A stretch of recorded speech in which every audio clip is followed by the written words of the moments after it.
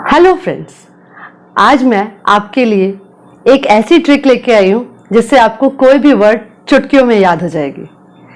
मैं आपको 5 ऐसे ट्रिक बताने वाली हूँ जिससे आपको कोई भी वर्ड याद करने के लिए कोई भी दिक्कत नहीं होने वाली है। तो शुरू से लेके आखिरी तक बने रहिए मेरे साथ। शुरू करते हैं।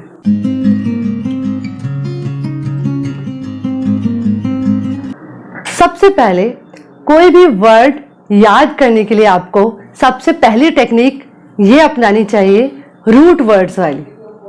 रूट वर्ड्स जो कि मैंने पहले भी बताया है, कोई भी वर्ड कैसे बनता है, कैसे पैदा होता है, उसका अस्तित्व कैसे आया, रूट से आया। तो रूट वर्ड से हम बहुत सारे वर्ड्स याद कर सकते हैं। तो देखते हैं रूट वर्ड से हम कैसे बहुत सारे वर्ड्स याद कर सकते हैं। जैसे कि आप देख रहे हैं टेले। टेले से क्या हम समझते हैं? टेले का अर्थ होता है फार, यानी दूर। टेले से हम क्या समझते हैं? हम समझते हैं दूर की चीजों की बात हो रही है, किसी दूर की चीज की बात कर रहे हैं हम। देखिए दूर। अब इससे हम क्या क्या वर्ड्स बना सकते हैं टेले से? तो ये हो गया टेले रूट वर्ड। अब इससे हम कौन से वर्ड बनाते हैं, चलिए देखते हैं। देखिए, जैसे कि आप देख रहे हैं टेलीस्कोप। टेलीस्कोप में टेली जो रूट वर्ड है उससे जुड़ा है स्कोप, टेलीस्कोप। टेलीस्कोप यानी दूर की चीजों को देखना, उसको हम टेलीस्कोप बोलते हैं। अगर दूर की कोई ग्रह को आपको देखना है तो आप कैसे देखोगे? आप टेलीस्कोप से देखोगे दूर की चीज। तो ये भी टेली रूट वर्ड से बना है। उसके बाद देखिए टेलीग्राफ। दूर के लिए हम कुछ अगर लिख के किसी को भेजते हैं तो उसको हम टेलीग्राफ बोलते हैं। उसके बाद आता है टेलीविजन। टेलीविजन सबको मालूम है, जिसको हम शॉर्ट में टीवी बोलते हैं। हम दूर से बैठ के देखते हैं ना टीवी, पास से तो नहीं देखते, तो इसलिए इसका नाम बना दूर से देखना, यानी टेलीविजन। उसके बाद होता है टेलीफोन। टेलीफोन भी हम बात करते हैं, एक ऐसा यंत्र है जिससे हम बातचीत कर सकते हैं। मोबाइल से पहले टेलीफोन ही था जो दूर के लोगों से बात करने के लिए बनाया गया था, तो ये टेलीफोन। उसके बाद आते हैं टेलीपैथी। टेलीपैथी यानी टेली यानी दूर, तो ये पैथी से जुड़कर टेलीपैथी हो गया। टेलीपैथी का मतलब है अपने माइंड से दूर के किसी के भी माइंड से बातचीत करना। अपने दिमाग से दूर के किसी के दिमाग में क्या चल रहा है वह अगर हम यहाँ बैठे बैठे जान लेते हैं, उसको बोलते हैं टेलीपैथी। तो ये सारे वर्ड्स जो है ये रूट वर्ड टेली से बने हैं। तो देखिए टेली से हमको 5 वर्ड याद हो गए, टेलीस्कोप, टेलीग्राफ, टेलीविजन, टेलीफोन और टेलीपैथी। तो देखिए कितना इजी है। रूट वर्ड से किसी भी वर्ड को याद करना बहुत आसान है। ये तो सिर्फ एक एग्जांपल था, आप ऐसे ही बहुत सारे वर्ड्स याद कर सकते हैं। अगर आपको चाहिए इसका कोई डिटेल्ड वीडियो कि रूट वर्ड में आप कोई डिटेल्ड वीडियो मैं बनाऊं, ऐसा चाहते हैं तो मुझे कमेंट करके बताइएगा। चलिए आगे बढ़ते हैं। ये तो थी पहली ट्रिक। अब हम दूसरी ट्रिक में चलते हैं। अब नेक्स्ट ट्रिक है निमोनिक साइंस। अब ये निमोनिक साइंस क्या है? निमोनिक साइंस एक ऐसी ट्रिक है वर्ड याद करने की जिससे कि आपको अपने दिमाग में उस वर्ड के लिए कुछ एक पिक्चर बनानी होती है। मतलब कि आपको जो वर्ड याद करना है उसका आपके दिमाग में एक इमेज आ जाना चाहिए, एक पिक्चर बन जानी चाहिए। और हमको कोई भी चीज फोटो से बहुत जल्दी याद होती है, क्योंकि दिमाग हमारा पिक्टोरियल जो चीजें हैं उसको बहुत जल्दी एक्सेप्ट करता है, ग्रास्प करता है।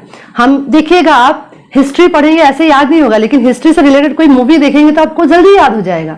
तो इसके पीछे है निमोनिक साइंस, यानी कि आप किसी शब्द को अगर याद करना चाहते, किसी इंग्लिश के वर्ड को याद करना चाहते हैं, तो उसका आपको इमेज बनाना पड़ेगा। दिमाग में कोई ना कोई जाना पहचाना हुआ इमेज याद करना पड़ेगा, तो वो इजीली आपको याद हो जाएगा। जैसे हम यहाँ पे एक देखते हैं वर्ड को, पॉपर। पॉपर, पॉपर का मतलब होता है पुअर, गरीब। पॉपर का मतलब होता है पुअर, गरीब। अब हम पॉपर को कैसे याद रखेंगे? पुअर, गरीब तो याद रखना बहुत आसान है, लेकिन पॉपर वर्ड को कैसे याद रखेंगे? तो पॉपर को हमें कोई इमेज बनाना पड़ेगा। तो देखो मैंने एक दिमाग लगा है, पापड़, पॉपर, पापड़। तो पॉपर और पापड़ कितना मिलता जुलता है। तो अब हम जब भी पापड़ याद करेंगे तो हमको पॉपर याद आएगा, और पॉपर का मतलब होता है गरीब, पुअर। तो ये एक ट्रिक था पॉपर को याद करने का। जब भी हम पापड़ याद करेंगे हमको पॉपर याद आ जाएगा। तो इस ट्रिक से आप कोई भी वर्ड याद कर सकते हैं, कोई भी, कितना भी मुश्किल वर्ड क्यों ना हो, आपको कोई ना कोई उसका इमेज याद करके उससे मिलता जुलता आपको उस इमेज को आपके माइंड में सेट करना है। ये आपकी क्रिएटिविटी है कि आप उसको कैसे याद करते हैं। जैसे मैंने पॉपर को पापड़ कहा, वैसे आप, इसका एक एग्जाम्पल और दे रही हूं, वैसे आप बहुत सारे वर्ड्स को ऐसे ही याद कर सकते हैं चुटकियों में। इसका दूसरा एग्जाम्पल देख लेते हैं। देखिए, इसका नेक्स्ट एग्जाम्पल हम ले लेते हैं, डेलीजेंट। डेलीजेंट का मतलब होता है हार्ड वर्किंग। हार्ड वर्किंग का मतलब होता है मेहनती। अब हम हार्ड वर्किंग, मेहनती, ये तो पता चल गया। अब ये डेलीजेंट वर्ड को याद कैसे रखेंगे? इस डेलीजेंट वर्ड को याद रखने के लिए एक ट्रिक अपनानी पड़ेगी, एक पिक्चर बनानी पड़ेगी माइंड में इससे रिलेटेड। तो देखिए मैंने क्या किया, मैंने किया दिल्ली के एजेंट। अब इसको अगर सेंटेंस में याद रखेंगे कि दिल्ली के एजेंट बहुत ही मेहनती होते हैं, दिल्ली के एजेंट बहुत ही मेहनती होते हैं। तो ये डेलीजेंट और दिल्ली के एजेंट, देखिए मिलता जुलता है। तो हम दिल्ली के एजेंट से हम डेलीजेंट याद रखेंगे, और डेलीजेंट का मतलब होता है मेहनती, हार्ड वर्किंग। तो देखिए कितना सरल है, इस तरीके से हम इस वर्ड को याद रख सकते हैं, कभी नहीं भूलेंगे आप। तो इस तरीके से आपको याद रखना। तो ये थी आपकी दूसरी ट्रिक कि माइंड में पिक्चर बनानी है सेम वर्ड से रिलेटेड। अब हम तीसरा ट्रिक देखते हैं। चलिए देखिए, ये है तीसरा ट्रिक, जो कि ये भी बहुत आसान है, सिनोनिम एंड एंटोनिम। किसी भी वर्ड का आपको सिनोनिम भी याद रखना है और एंटोनिम भी याद रखना है एट अ टाइम। जैसे कि हमने डेलीजेंट अभी पढ़ा था, तो डेलीजेंट कैसे याद रखेंगे? दिल्ली के एजेंट। और दिल्ली के एजेंट कैसे होते हैं? हार्ड वर्किंग होते हैं, यानी कि बहुत मेहनती होते हैं। ऐसे करके हमने लिंक जोड़ा था। अब देखिए, डेलीजेंट का हार्ड वर्किंग क्या है? सिनोनिम है। तो डेलीजेंट भी याद हो गया, हार्ड वर्किंग भी याद हो गया। हार्ड वर्किंग का मतलब क्या होता है? हार्ड वर्किंग का मतलब होता है बहुत ज्यादा मेहनती। लेबोरियस, लेबोरियस का मतलब भी होता है मेहनती। तो ये दोनों क्या हुए? इसके सिनोनिम। यानी हम डेलीजेंट के साथ साथ हमने हार्ड वर्किंग भी याद कर लिया, लेबोरियस भी याद कर लिया, यानी इस वर्ड का सिनोनिम भी याद कर लिया हमने। इसके साथ ही हमको एंटोनिम भी याद करना है। एक ही वर्ड का सिनोनिम भी याद कर लेना है झट से, साथ ही साथ, और एंटोनिम भी याद कर लेना है। जैसे अब डिलीजेंट का एंटोनिम क्या हो सकता है? लेजी यानी आलसी, लेथार्जी, लेथार्जी यानी सुस्त, स्लगिश, स्लगिश का भी मतलब होता है एकदम सुस्त, जो काम करना जिसको पसंद नहीं। तो ये तरीका हम अपनाएंगे तो ये भी हमारे लिए बहुत काम करेगा। कोई भी वर्ड्स को याद करने के लिए, अपने वोकैब पावर को बढ़ाने के लिए हम किसी भी वर्ड का एंटोनिम भी याद करेंगे साथ ही साथ, और उसका सिनोनिम भी याद करेंगे, और साथ ही साथ उसको पिक्चर के थ्रू, डेलीजेंट यानी दिल्ली के एजेंट, ऐसे पिक्चर के थ्रू अपने माइंड में बैठा लेंगे तो हम इस वर्ड को कभी नहीं भूल सकते। आते हैं नेक्स्ट ट्रिक में। चलिए, अब ये है चौथा ट्रिक। किसी भी वर्ड को याद करने के लिए आपको उसका ऑल पार्ट्स ऑफ स्पीच याद करना चाहिए। यानी कि डेलीजेंट अगर आप याद कर रहे हैं तो डेलीजेंट क्या है? एडजेक्टिव है, यानी कि मेहनती। अब डेलीजेंट का और पार्ट्स ऑफ स्पीच क्या हो सकता है? डेलीजेंस, डेलीजेंस नाउन है, यानी कि मेहनत। डेलीजेंस यानी मेहनत करना, डेलीजेंट यानी मेहनती। किसी इंसान के बारे में बात, इंसान के क्वालिटी के बारे में बात कर रहे हैं, इसलिए क्वालिटी हुआ मतलब एडजेक्टिव हुआ।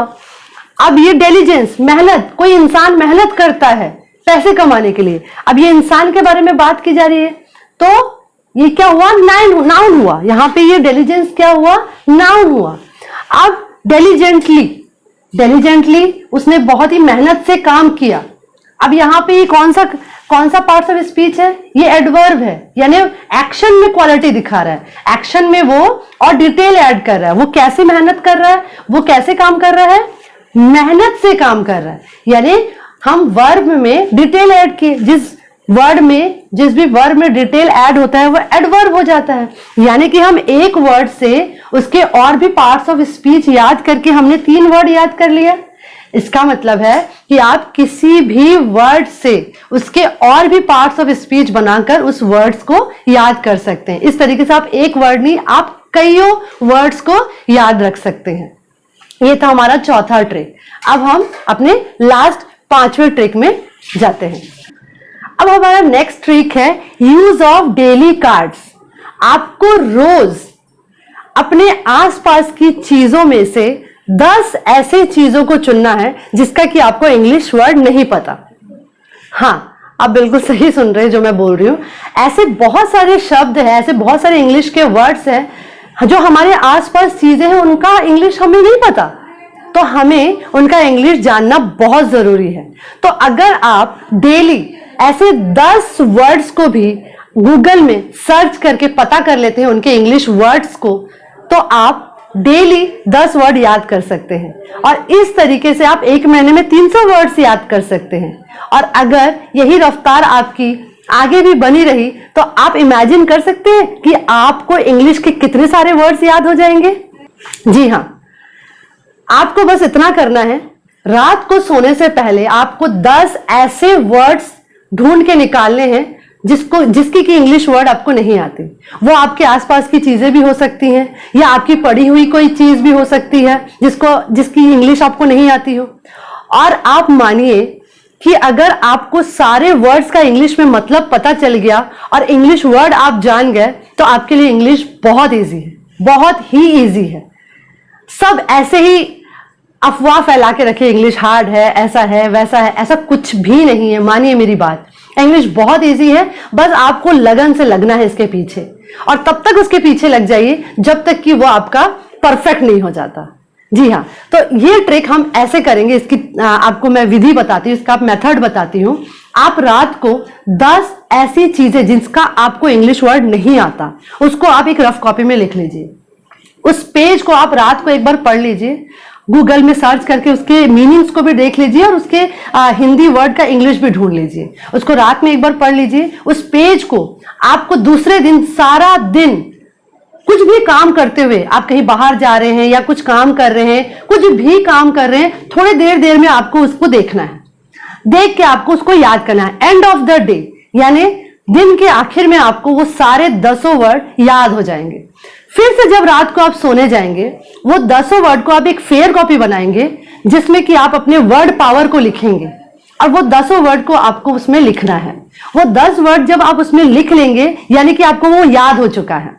फिर आप रफ कॉपी में और नए 10 वर्ड्स को शुरू करेंगे लिखना, खोज के या ढूंढ के, इधर उधर देख के, जैसे भी हो। फिर अगले दिन आपको वो 10 वर्ड्स याद करने हैं। इस तरीके से आपको फेयर कॉपी में जो भी याद होते जाएगा, एक नोट कॉपी में उसको नोट करते हुए जाना है। इससे आप देखेंगे कि दिन ब दिन आपके वर्ड्स पावर में बहुत ज्यादा इंक्रीज हो रहा है, यानी कि आपके वर्ड पावर धीरे धीरे बहुत अच्छी होते जा रही है। तो ये था मेरा 5 ट्रिक। इसके अलावा भी एक ट्रिक आपको और बताना चाहती हूं। कोई भी भाषा को याद करने के लिए या समझने के लिए या सीखने के लिए, याद करना तो नहीं बोलूंगी, सीखने के लिए आपको 3 चीजों की जरूरत है। वो 3 चीज क्या है? सबसे पहले है लिसन, यानी सुनना। आप भाषा को, जो भी भाषा आप सीखना चाहते हैं, मैं इंग्लिश की बात कर रही हूं यहां पे, तो आप जितना ज्यादा उसको सुनेंगे उतना ही आपको फायदा होगा। तो सबसे पहले तो आपको लिसन करना है, यानी सुनना है, ज्यादा से ज्यादा सुनना है। भले ही वो आप कान में कुछ भी लगा लो माइक और आप यूट्यूब में कोई वीडियो देख लो या आप मतलब कहीं से भी टीवी में कोई इंग्लिश मूवी देख लो, इंग्लिश गाना सुन लो, बस आपको सुनना है, सुनते जाना है, सुनते जाना है, सुनते जाना है, और तब तक सुनते जाना है जब तक कि आप उसको बिल्कुल अच्छे से सीख नहीं लेते। देखिएगा ये आपको बहुत हेल्प करेगा। दूसरा ट्रिक है राइट। आपको बहुत ज्यादा से ज्यादा लिखना होगा, इंग्लिश आपको लिखनी होगी। भले ही आप कुछ भी लिखिए, कहीं से भी कुछ भी आर्टिकल उठाइए, कहीं से भी कोई भी लेसन उठाइए, आप कुछ भी लिखिए, लेकिन आपको लिखना है, आपको ज्यादा से ज्यादा लिखना है। इससे क्या होगा? आपका वर्ड पावर इंक्रीज होगा। इसके बाद आपको और एक काम करना है, वो है रीड। आपको सबसे ज्यादा काम करना है रीडिंग पे, यानी आपको ज्यादा से ज्यादा पढ़ना है। मुझे याद है जब मैं छोटी थी, हमारी टीचर कहा करती थी, मेरी एक बहुत फेवरेट टीचर थी, वो टीचर कहा करती थी, मैं उनका नाम भी लेना चाहूंगी, सुपर्णा मैडम थी। मैं उनको बहुत रिस्पेक्ट करती हूँ अभी भी, और उनकी एक बात मुझे अब भी याद है कि अगर कोई लैंग्वेज तुम्हें सीखना है, इंग्लिश अगर तुम्हें सीखना है, तो जो चीज तुम्हें सबसे ज्यादा पसंद है वो इंग्लिश में करो। यानी कि अगर आपको पिक्चर देखना पसंद है तो आप इंग्लिश में पिक्चर देखो, अगर आपको पढ़ना पसंद है तो इंग्लिश में नॉवेल्स पढ़ो, इंग्लिश में कॉमिक्स पढ़ो, इंग्लिश में कार्टून्स देखो, इंग्लिश की गाने सुनो, सब कुछ वो करो जो तुम्हें पसंद है लेकिन इंग्लिश में। जी हाँ, ये ट्रिक बहुत काम आती है और मैं आप लोगों से रिक्वेस्ट करूंगी कि अगर आप लोगों को भी इंग्लिश अगर अच्छी करनी है तो ये चीजें फॉलो करेंगे, बहुत ज्यादा इंग्लिश में सुनेंगे, बहुत ज्यादा इंग्लिश में लिखेंगे और बहुत ज्यादा इंग्लिश में पढ़ेंगे, तो ये आपको बहुत हेल्प करेगा। उम्मीद करती हूं आपको ये मेरा आज का सेशन बहुत अच्छा लगा होगा और बहुत हेल्पफुल लगा होगा। अगर आपको ये सेशन मेरा बहुत अच्छा लगा है तो प्लीज एक लाइक कर देना, क्योंकि आपके लाइक से मुझे बहुत ज्यादा मोटिवेशन मिलता है। और अगर आपको लगा होगा कि ये थोड़ा सा इंफॉर्मेटिव है और बाकी बच्चों तक भी पहुंचना चाहिए तो प्लीज मेरे इस वीडियो को शेयर कीजिएगा। और हाँ, अगर आप मेरे इस चैनल में नए हैं तो सब्सक्राइब कर लीजिएगा ताकि ऐसे वीडियोस आपसे मिस ना हो। Thank you so much.